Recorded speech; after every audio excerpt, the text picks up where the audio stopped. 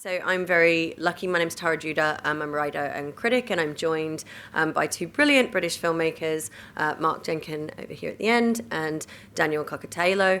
And if you're not familiar with their work, Mark has written and directed a couple of feature films, Bait and Ennis Main, both of which were distributed by BFI. So they are available on home entertainment formats. Also, Daniel's film Starve Acre is out in cinemas at the moment. That is playing currently. It is playing here at BFI Southbank. You can also see it in this very room at 9 o'clock if you've not yet seen it. And Apostasy before that, which some of you may also have seen. So we have two filmmakers, and why are we here discussing The Shout? Because they have both chosen this film when asked to curate and be involved with seasons here at BFI Southbank. They've both chosen The Shout as a very influential and significant film. So if you know their work, you might already have some clues as to why that is. But if not, don't worry, we will discuss that. Lots of things to kind of pick up on. And there's so many different places to begin, but I think actually one of the things that just completely bowls me over more than anything else, so it's where I would like to begin, is to do with sound design, which is so incredibly significant in this film, but also in both of your films, in the work that you both make. And that's also a clue that if you haven't seen Starve Acre, please do go see it in the cinema. Very much like the experience you've just had here with The Shout. Orally and also visually, it really is something to behold, and it won't do it justice to see it on home entertainment, in my opinion. But if you could say a little bit something, potentially each of you, about sound, maybe as a kind of key element, because I think also it's one that in discussing films and in writing about films certainly often gets left out. We don't sort of talk a lot about sound design. Sometimes people talk a little bit about music, but I feel like people don't really discuss sound design very much. And that's quite astonishing when it's such an incredibly significant piece of the puzzle. So maybe, Daniel, if we can come to you first, because you've programmed this particular season. Well, first of all, I just wanted to say thanks, Mark, for coming along. When I chose this film, I became aware of the fact that Mark loved this film and made a short film for it as well. So it feels like a good film to discuss, because it is a puzzle box and there's loads of takes on it you can have, and it's just wanted to say thank you for coming down. I know you got on a train for 12 hours to come down and talk about this, so thanks for that, man. And sound, yeah, it's key to Starve Acre and The Shout, right? That a big part of Starve Acre was about the sound of the spirit, the wood sprite, the whistle in the wind, as the book referred to it as. So building the sound up from the beginning was crucial for Starve Acre, and it was about the power of that sound as well, that it has the ability to sort of hypnotize people and draw them in and guide them in some way, which I think is the opposite to what The Shout does. I mean, it's hard to talk about it without first talking about the writer, I think, Robert Graves. He wrote the story The Shout back in the 20s, 1925, I think it came out. And it's a short story. Yeah, it's a short story, yeah. And he wrote it after his experiences in World War One, and he had a moment there where he thought he died. You know, he had a near-death experience, and a bit of shrapnel had punctured his lung, and he was actually recorded dead in hospital, and he thought he died. And then it was a kind of miracle that he came back to life. And so Robert, suffered post-trauma, serious post-trauma his whole life after that. And a big part of that was the senses, like, because it was a gas grenade as well, so any kind of strong smell, he would sort of lose sense of himself. He had, these kinds of mental issues, and another obvious one was sound then as well, that any kind of loud sound, he couldn't handle it. He felt like he turned into somebody else. So I think that's, The Shout, the sound, the terror shout kind of represents trauma. the trigger of trauma. Yeah. Yeah, it's got a very metaphorical kind of meaning in that. I mean, I think that comes through in your film, Starve Acre, as well, that sort of idea of there being sort of metaphorical things going on with all the grief and the trauma that the couple are experiencing. Mark, do you want to talk a little bit about the sound as well and its influence for you?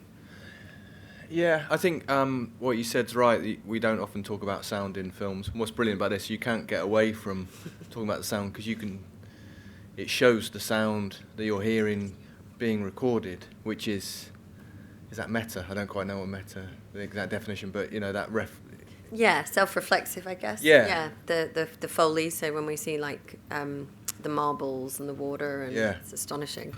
Which I'm a total analog sound geek. So for my film, my short film, I did the soundtrack for it, and I tried to recreate the soundtrack of the film.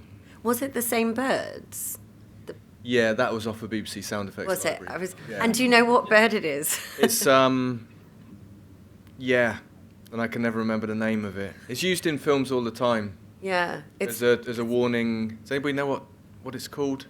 Its sound designers always use it, and it's a foreboding sound, and I can never remember the name of it, which was a pain because when I was trying to find it in my sound effects library, I couldn't find it without remembering the name. It took me a long time to. It'll probably come to me before the end of this. But I did the thing with the marbles in the tray as well, and so I loved seeing all of that when I first saw the film, and using the same tape machines that I use, and microphones inside things and all that kind of stuff. So I think it's great that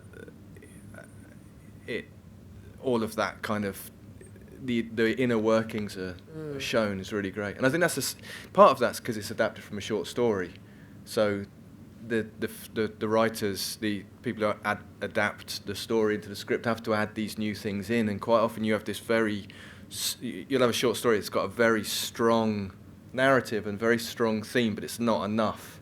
So he added all of that, which is great, and walking through sand dunes a lot is the other element, which is two things that I really love seeing on screen.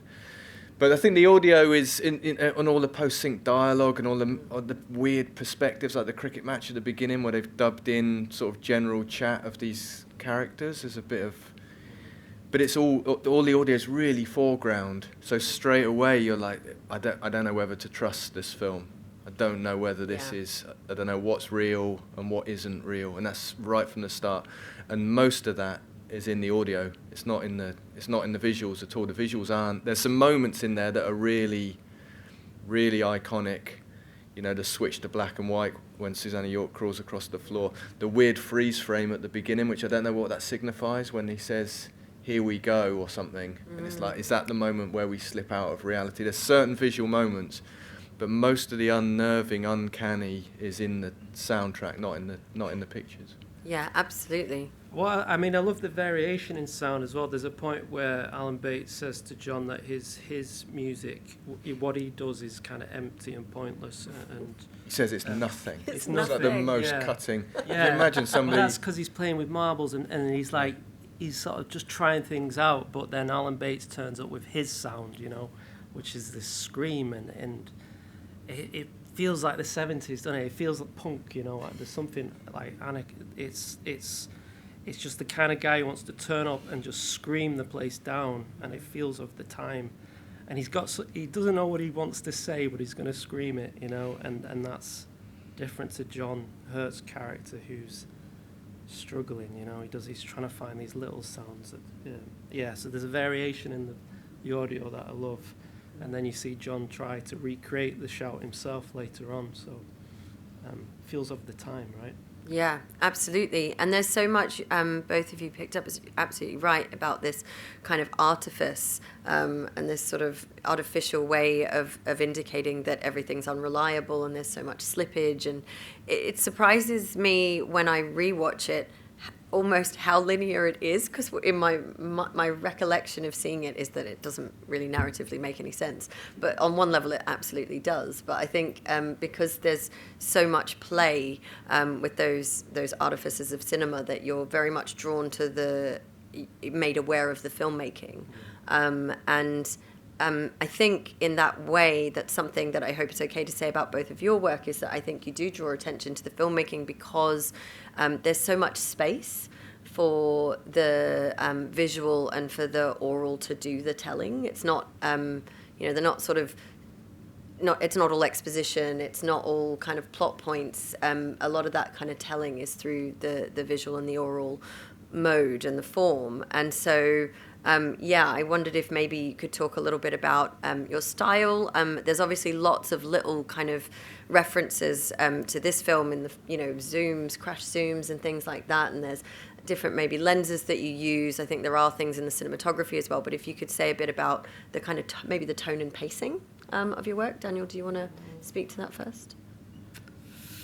The tone, that's a good one. I mean, I like to think of the shouts. Well, I never really liked the shout when I first saw it. I was confused by the tone. I saw it at a time where I felt like things had to be tonally the same somehow. But I came to it years later, and that's why I ended up loving the film, because it felt like a bit like listening to a King Crimson record or something, that's like 8 minutes long, and it goes to all different crazy places. There's a bit of fantasy, there's a bit of sci-fi, there's darkness, there's English folklore, and that I guess there's that in Starve Acre. I wasn't afraid to switch the tone of the film at key points when it was necessary. And also, I mean, it's hard to talk about the craft without talking about what the subject matter is, but I also, when I revisited the shout, I sort of picked up more on the melancholy of it, and the fact that it did kind of feel like a love story in some way, because Alan Bates, again, when he's introducing John Hurt's character, he says there was a man that a woman used to love or something. Yeah. And so then that was something that I connected with in writing Starve Acre, because it was about this couple who had experienced some kind of trauma and needed something to move forward, and they let a certain kind of darkness into their lives. And it feels similar, that that you needed then space to tackle that, to deal with this, the psychology of those characters, and to see this couple break down and find something to move forward. Yeah, absolutely. I think you're right. There's so much sadness in the tone of this film, even though there's lots of other tones going on throughout. It's unnerving, but it is like deeply melancholic. Mark, do you want to talk a bit about the tone in your films? Yeah, I the older I get, the more I realise the films I like are the films that draw attention to the form, and I think that's to do with, I suppose, about being a filmmaker, but also wanting to maybe to remind the audience that there's somebody making the film, which might be an ego problem. Thinking about it now, but drawing attention to the artifice. We were talking about it. We had lunch today, and we were talking about it. I'm really interested in the way our suspension of disbelief works, and the idea that we can just be taken away by a film and be really affected by it in the moment when we're watching it, as if it's kind of real, even though everybody here decided to come and see this film, travelled here, paid, came through the door, sat down, watched the lights go down, and then saw some light get thrown at the screen, and then still got caught up in it, hopefully. And that's really weird that we're able to give in to that. And I think I see too many films, and this isn't a comment on modern cinema, I think, all through the history of cinema, a lot of this kind of storytelling through film has been about hiding the form. Yeah. And there's often a criticism that if you start noticing how good the sound design is or something, then the film's not working. I just always think, I want to be like pulled this way and that way. Yeah. And at one moment I want to be going, that's how you record a wasp or a bee up close. And then suddenly we're into this sort of trauma of this relationship breaking down, and then suddenly you're back into the narrative. And I think I'm always wrestling with, we're either incredibly sophisticated or we're incredibly thick when we're watching a film. Our suspension of disbelief, it means we're stupid or we're incredibly sophisticated. I don't quite know which one it is. But drawing you out of the story by doing something with the form, like a crash zoom, you know, like, I remember the first time I put a crash zoom into one of my films, it was like a POV shot. It was a close-up of somebody, and it was a short film, and they turned, and they looked at this car, and it crash zoomed into the car. And a friend of mine says, "Oh, that wouldn't happen." And I said, "What do you mean?" And he said, "Well, your eyes don't crash zoom." And I was like, "Well, I mean, technically they don't, but, you know, we also don't see in close-ups. We have to track our own eyes to an object to really get a close-up, but we can jump around." So the formal playfulness and experimentation of the films, it is much more to do with my reality than films that try and hide the form. And I think it was Lawrence Gordon Clark, who's a bit of a hero of mine. He said, you know, he was told when he switched from making documentaries to making the ghost stories for Christmas, he was told by the editor or the cameraman that he was assigned. They said to him, horror's the one genre where you draw attention to the form. So you use the form to scare people, either with sound or an edit or something like that. So I think, you know, I don't know whether this is a horror film or not, really, but it's a beautiful marriage of form and content, which I just think is one of the most perfect films for me, even though I do not understand it. This is also, I think you've touched on something so important there about also the kind of concept of like genre and classifications. I think we're quite eager often to categorize films, and largely that's to do with marketing reasons, but to give films these kind of blurbs and sort of package them in certain ways. And one of the things that I especially love about, and I think is you know, a significant thing about this film, but I also love in both of your films, is that I think particularly with Ennis Main and Starve Acre, is that it kind of like giving it a genre is not very helpful. And the same with this film, that sort of labeling it this or that is kind of like, in a way, almost missing the sort of what else is there to discover. And I love this idea of sort of like experimentation and endless discovery, but I think that it's complicated because I think we're trained often as audiences to kind of expect one thing or another. You know, do you, when you're working, like, do you classify your films, or do you kind of categorize them in those ways, or do you just feel like they're not really genre films? Or, you know, I'm just curious to know how you sort of feel about those designations.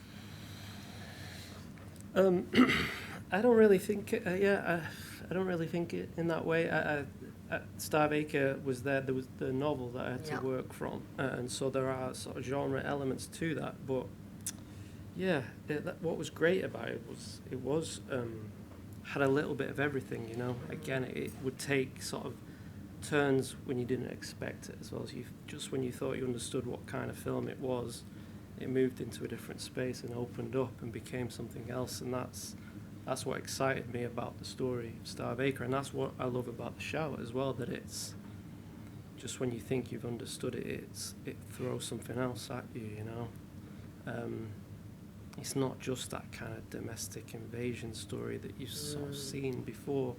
Because I remember at the time when I saw it, you know, it came after watching films like Funny Games that had totally changed that kind of idea of the wilder, darker people entering that space, and that kind of breakdown of middle class life. I'd seen much more brutal, cynical versions of that by the time I came to The Shout. But yeah, then it was years later I revisited, and that's why it survives. It's because it's not just that, you know, it's also brings in lots of other elements, and there's lots of like poetic things to it, and the more you sort of read into it, and more you sort of learn about the writer behind it as well, Robert Graves and his life, the richer the thing gets as well. So that's what I love about films, that you can watch them sometimes don't really like them, or you can communicate with them outside of the film as well. You can sort of read up on them, find things out, you know. Yeah. Like I found out that Robert Graves later was bisexual, you know, and that destroyed his marriage because he had these wild romantic relationships with men, you know. And also earlier in his life I found out that he when he was, you know, he didn't know how to express himself. He would get into fights with boys at school, you know, into physical fights and have boxing matches with them. And he said that was a kind of, you know, sexual fulfillment for him. And so that comes across now when I watched it today. It was like, okay, the way that he sort of is attracted to Alan Bates, his confidence and conviction, and the way he sort of brings him out to experience this shout together. There's something kind of violent, but like it fulfills something in John's character. That's something that I just sort of discovered today watching it. That's really fascinating, yeah, because it's also really linked to that idea of sensory need. Mark, did you want to add anything? And then we might open to the audience in just a moment. Yeah, this time this is the first time I've seen it with an audience on a big screen, and I think it's quite an erotic film, which I hadn't really thought that before. But maybe it takes being in a room full of people to really tune into that. But because there's no sex in it, but there's sex everywhere in it. There's that shot of Susanna York when she's at the end by the door at the end of the corridor. It's incredible. But yeah, what were you saying about horror is there's a quote that Mark Kermode said about it, and I saw him the other day, and I said I was doing this, and he said make sure I mention his great quote, which I'm quite happy to do because I know that he actually, it's not his quote, it's Kim Newman's quote. That he paraphrased, said it's one of these British horror films that isn't quite a horror film, which I didn't really understand what that meant until I did Ennis Main and did all of the publicity for Ennis Main. Because when we made Bait, when we were trying to make it, people, I said, you know, we're going to make this film, and people would say, what is it? And I'd say, oh, it's a drama, and they'd be like, oh, cool. And you know, and I'd say, oh no, yeah, it's about Cornish fishermen, it's black and white, and they would, you know, they would have really lost interest by that point. And then, so I really liked the idea of when I was making Ennis Main, people say, what are you making? And I'd say, it's a horror film. It was so easy to say it. But the problem with categorising it in that way was that you, I've said this a lot of times, you end up pissing off quite a lot of the horror fan community because it's so broad that, you know, everybody's got their idea of what a horror film is. And so the people who do see it and want a horror film, a lot of them are left disappointed. But a huge part of the audience who think they don't like horror films don't even go and see it. Yeah. So it's much better to say you're making a drama, I think I've learned. But I think that what's so great about this is it's kind of, I don't think it defies categorization, and also I think it's just sort of it's kind of parallel to sort of any fashion within film. I don't think this kind of filmmaking's ever really been in fashion, so I don't think it'll ever go out of fashion, so it doesn't feel like it's a 70s film particularly. It just feels really timeless, and it's a sort of brainless thing to say, but it does feel like you could watch it at any moment and it will just never date because it doesn't sit in a reality that we sort of recognise.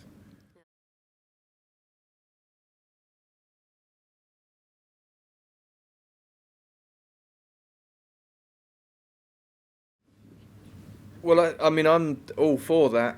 You know, any kind of experimentation within narrative cinema that's always going to interest me because I don't think there's enough formal experimentation within narrative cinema.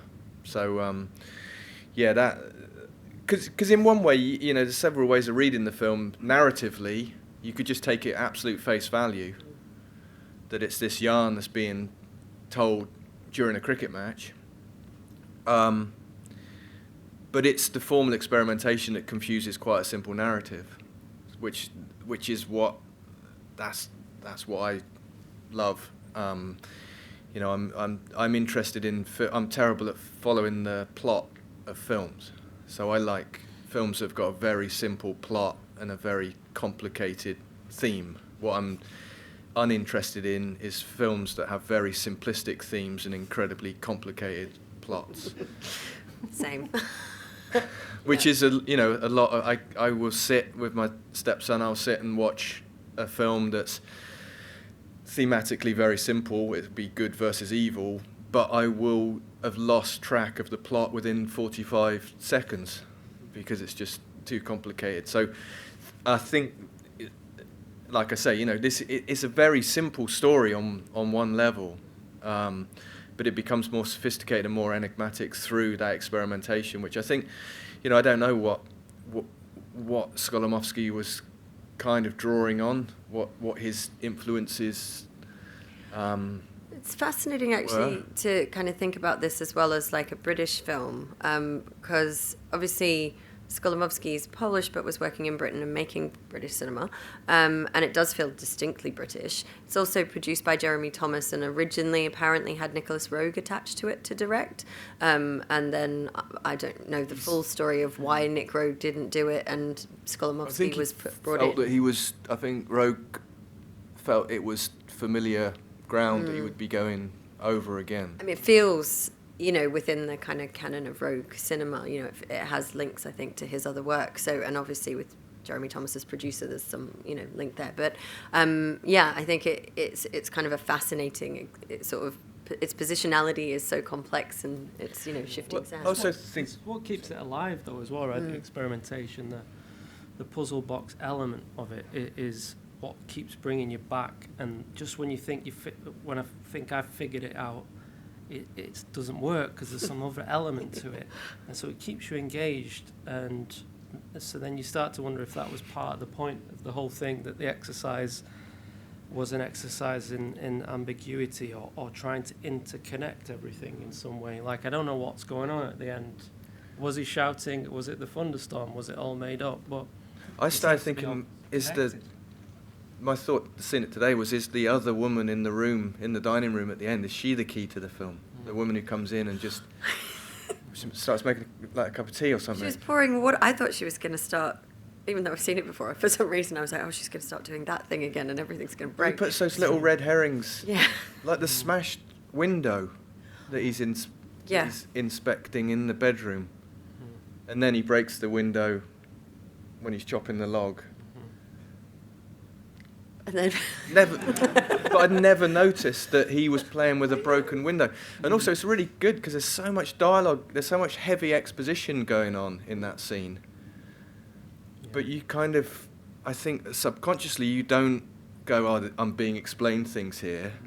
Because on some level, although I didn't even consciously realise it until this time, you're going, why is he playing with a broken window in the bedroom? So it's really clever, but I'd love to have been, you know, privy to those conversations when he's saying, just, you know, saying to the art department, can we have a smashed window? And then say, just play with that while you're doing the dialogue. Like, why? Doesn't matter, just do that.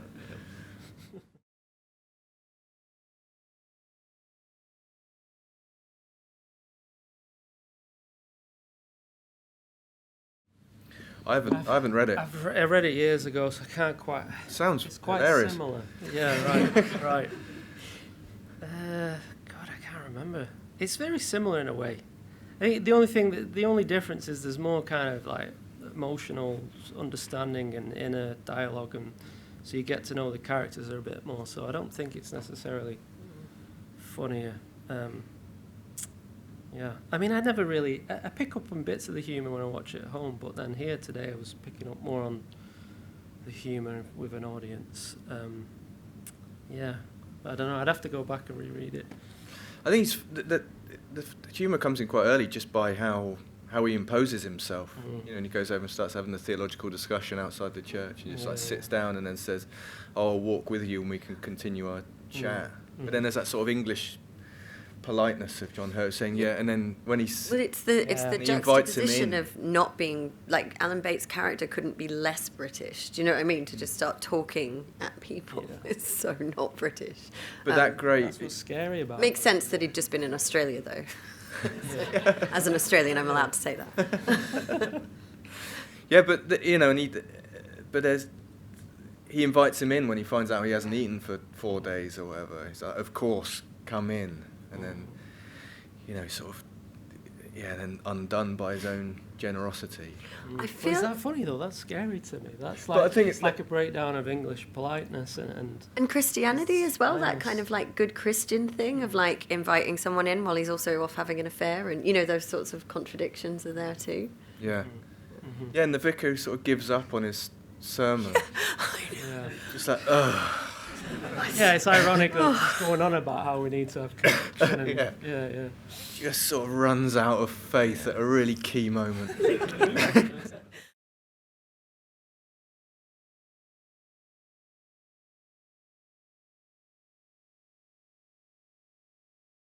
Yeah, I mean, I was, as a Cornish person, as a Cornishman, I was quite disappointed when I found out it was shot in Devon. As I said in my film, you know, I went to look at the locations and I crossed the border and found the village of Westley, and I find those places terrifying. You know, I went there with a Super 8 camera and just tried to film the locations, and that everybody was looking out of the windows, and I was there for like a day trying to get those shots because I was just being watched the whole time. So as a pro-Cornish anti-Devon rant there, that was totally unprovoked. But also, actually, pre-Athelstan, that was Cornwall, that bit of Devon. So. And it hasn't been altered very much. But yeah, I mean, it looks so much like Cornwall, and it feels that north coast of Devon, which is so kind of bleak, and I mean that in an entirely positive way. Bleak for me is a positive word, and untouched, and those huge dunes that are just, you know, like I said in my film, you know, I just walked for miles and I got to the top of the sand dune and I was still like 2 miles away from the sea, and it was kind of, you know, breathtaking landscape and so varied. Although the locations are quite far apart, they, you know, it is all that bit of North Devon. So yeah, I think I do. I'm sort of attracted to the landscape in that way, and it did feel familiar once I was out of the terrifying small villages. It was, yeah, very, very familiar. Could I just tack on to that, where maybe you could say something about the location where Starve Acre is filmed, Daniel? It was filmed nowhere near there. in But the Yorkshire landscape, Dales. not Yeah, that, yeah. sorry, not that it's the Yeah. same, but just that how No, important it's- the landscape is. Of course, yeah. It's very important. Yeah, the Dales is again where the story was set, and there was something about that location that was isolated and had a wildness to it. You know, when we were shooting there, we would have all different kinds of weather within the space of a few minutes, and it did get to you. That, you know, it was there was something almost schizophrenic about the landscape that was in the story as well, that you could get why these characters would sort of lose their minds in that area. And the actual location was about this cursed land where nothing could grow, and that was based on a lot of real places in Yorkshire. You know, there's farms called Starve Acre, there's a few of them. And I don't know why the new owners never changed the name of the place, but yeah, those places exist, and you do feel it when you're there, for sure. Thank you. Just on that though, is it filmed? Is it the Saunton Sands? Is that right, where it's filmed? Yeah, it's Braunton Borough and then Braunton Borough. Saunton Sands, which is yeah. I was joking about the Devon thing. I'm not.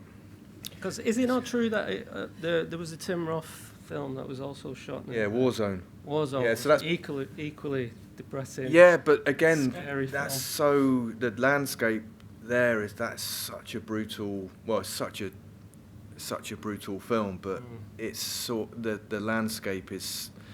I hate when people say landscape's a character, but it's tonally the landscape is so oppressive. And so that was where the house is near Hartland Point, which is like the furthest west of the locations, which is where the war zone was shot, round there. And I waited there at the house to get the shot of of the sunset, and I walked along the cliff back to where I'd parked, and it was about a 20-minute walk past the big house where the cricket match happens. You can sort of, that's down in the valley there, and it was really noticeable how there was a complete lack of people, and it was really unnerving. It was a really sort of very, very desolate landscape, which I wasn't really expecting. I didn't know that bit of Devon, and it was pretty. You can see why they went there, and that outside eye of Skolimowski to sort of concentrate on that lack of people, and and what he does concentrate on in the landscape to show the sort of how ancient that landscape is and how unaltered it is. Oh yeah, because Staunton Sands is where Matter of Life and Death was shot on the beach there, and that after this huge expanse of dunes, and you've got this huge beach as well. And I was just on the top of the sand dune there, and this was in the middle of the day, and there was nobody there. I just thought, and nobody knew I was there. It was like felt quite vulnerable in the landscape. And then and then very quickly, like you're saying, the environment changes with the weather and stuff. The weather didn't change, but a busload of school kids just turned up with bodyboards and started. They were on a school trip and started hurling themselves off the sand dunes on bodyboards, and suddenly the whole place completely changed just by having people there.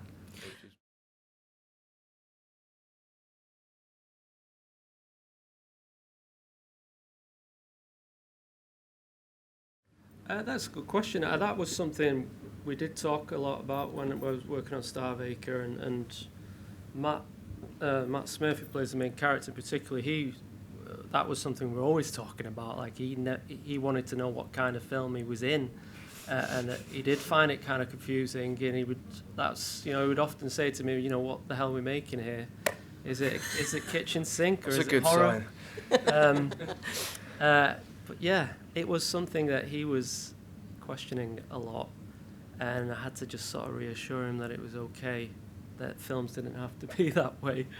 But then more of it comes down to the individual. More of it was understood it straight away. It's because she grew up on folklore and understood it and understood the symbolisms and the kind of film. She loves folk horror, and she gets that that's part of it. The nature of folk horror is that it can do lots of different things. It can be funny and scary at the same time. So I didn't really have to talk to Miv about that as much as I did with Matt. I think a lot of it comes down to casting in the first place. I think actors are incredibly versatile, but there's a core to the actor that I think is consistent when playing characters. So I think the casting is a huge part of that, and then just allowing. I think once you're in production with the film, I think the actors probably know as much of what's going on tonally with the film as the director does, and that's not necessarily to do with them suddenly becoming very knowing about it. Or I think a lot of it's to do with the director. In my case, as soon as you start shooting, knowing much less about what the film is about, because it's on the page, it's very contained and everything's kind of finished, and then you bring in all these collaborators, and from the first moment, tonally it changes all over the place. So then it becomes quite fluid, and the original plan probably goes out the window, and then what you rely on is just your gut feeling of knowing that's right, or actually that's not going to work, or that might work, but we'll maybe use the second take to do something a little bit different, and then it's all rewritten again in the edit. And I've got an extra layer which Skolimowski would have had, which is because I don't record any dialogue, any sound. All the dialogue is post-synced in my film, so there's another little bit of tonal nuance that you can work with there. Not much, because the performance is very much set with physicality and the eyes, but there's a little tweaks that you can make, and you could hear that in the film. There's a couple of bits where there's a continuation of John Hurt's dialogue over several scenes, and it's very consistent. And I thought, I wonder how much they tweaked that in the dialogue, because actually it's very technical things, but like he's walking very quickly in one bit, and then in the next bit he's walking much slower. And I bet the dialogue was delivered with much less energy on that second bit, but was voiced with more urgency in order to keep that consistency. I mean, that's a very technical sort of little thing, but I think that runs through the tone of, you know, the overall tone of films. You know, you pull little bits in and push other bits out, because ultimately it's just about rhythm and balance. Sometimes you don't know what the right kind of tone is, and so you end up getting variations on the same scene. That was what was great working with my actors, is that they would give me several versions of the same thing. So then you can, in the edit, sort of figure out how to move through a sequence. Yeah. I apologise. We are not going to have time for your question. I'm so sorry. Maybe we can take it outside. But it's not in like a fighting way. Just, I know the tone is all over the place tonight, but that is clearly not what I meant. It is 8:30, so we do have to leave the room, I'm afraid. Thank you so much, both Mark and Daniel. Brilliant to hear your discussion. Thank you.